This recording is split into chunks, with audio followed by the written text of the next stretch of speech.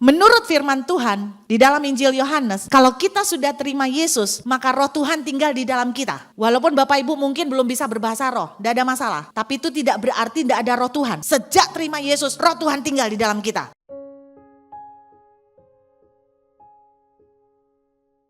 Buka Kejadian pasal 1. Kejadian pasal 1.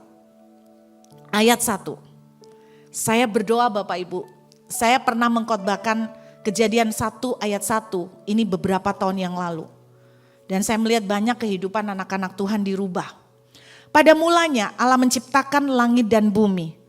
Bumi belum berbentuk dan kosong, gelap gulita, menutupi samudra raya. Dan roh Allah melayang-layang di atas permukaan air. Berarti belum ada apa-apa kecuali roh Tuhan. Nangkep ya? Roh Tuhan.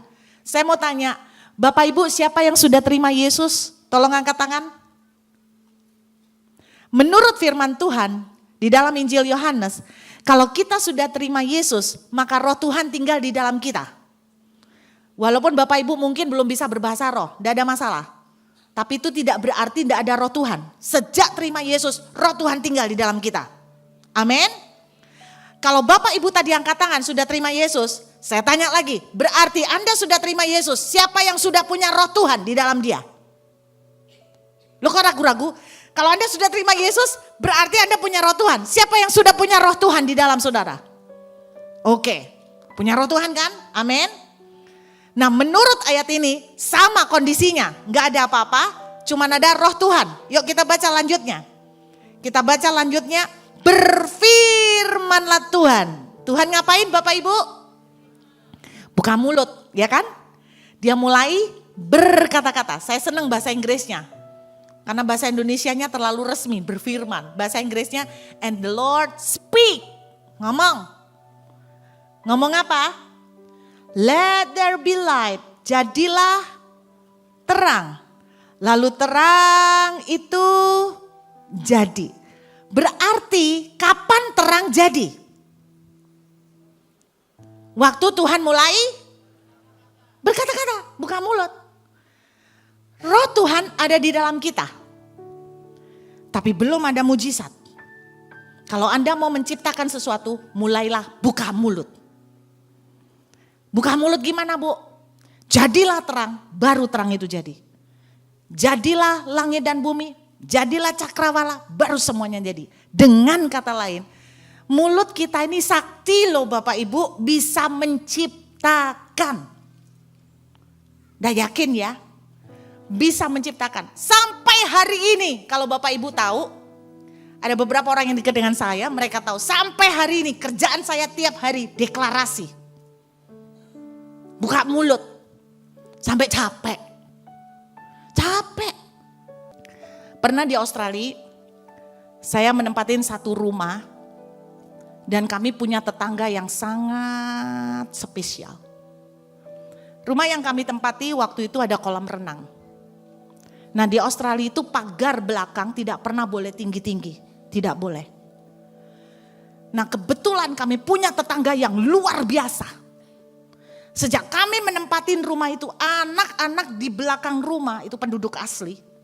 Anak-anak itu enggak terima karena sejak kami masuk mereka enggak bisa renang. Biasanya mereka lompat pagar berenang. Selama 1 tahun kami menempati rumah itu, Anda tahu apa yang mereka lakukan? Mereka lempari kami dengan batu. Ini yang banyak orang enggak tahu. Batunya sebesar apa? Anda tahu paving? Tahu batu paving? Separuhnya itu. Sekali lempar 13 batu. Kami sampai kumpulkan dan koleksi. Lalu kami masukkan karung. Stres saya kena tetangga begini, serem. Sampai akhirnya saya tidak kuat. Saya laporkan ke government. Mereka ada yang namanya Department of Disruptive Behavior. Jadi ada departemen yang menangani khusus perlakuan-perlakuan yang mengganggu. Kan mengganggu. Saya laporkan, udah dibikinkan form. Lalu mereka mau turun, tegur itu tetangga. Tiba-tiba saya sadar. Saya tanya sama orang pemerintahan. Kalau Anda tegur, jangan ngomong dari kami ya. Orang pemerintah bilang pasti kami tidak akan ngomong. Tapi pasti mereka tahu siapa yang lapor. Terus saya tanya, kalau mereka tahu, kira-kira mereka bisa melakukan serangan balik enggak? Orang pemerintah bilang, kami enggak bisa jamin. Karena seringkali mereka juga melakukan itu. Jadi saya dengar dari orang-orang, kenapa mereka enggak berani melaporkan? Karena mereka sering serangan balik. Dan kalau serangan balik, mereka bawa orang, emak, engkong, semua teteh, semua diikutkan. Nah saya di rumah cuma 4 orang, anak 2 semua perempuan. Gak ada yang bisa taekwondo. Saya akhirnya bilang gini, kalau begitu saya tarik laporan saya. Nggak jadi, udah jangan didatengin. Stres saya. Suami saya bilang begini, kenapa kita melakukan firman, khotbah tentang lidah, tapi kita nggak usir dia dengan lidah kita. Saking stresnya saya lupa. Suami saya yang praktek. Setiap hari dia berdiri di belakang taman dan kolam tetangga di sana. Dalam nama Yesus, aku perintahkan kamu, ini rumah anak Tuhan. Kamu bukan, kayak dia. Jangan macam-macam. Aku perintahkan kamu pergi, ndak kerasan, ndak betah. Secara logika gimana caranya ndak kerasan? Dia lakukan itu ndak lama. Cuman 1 minggu. Every day.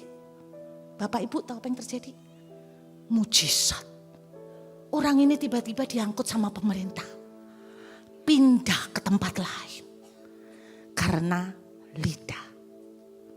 Anda mau tahun 2025 kata orang resesi. Saya berdoa mulai hari ini bikin lukisan yang bagus. Bukan resesi, tapi resepsi lukisan kita. Katakan, aku diberkati, keuanganku diberkati,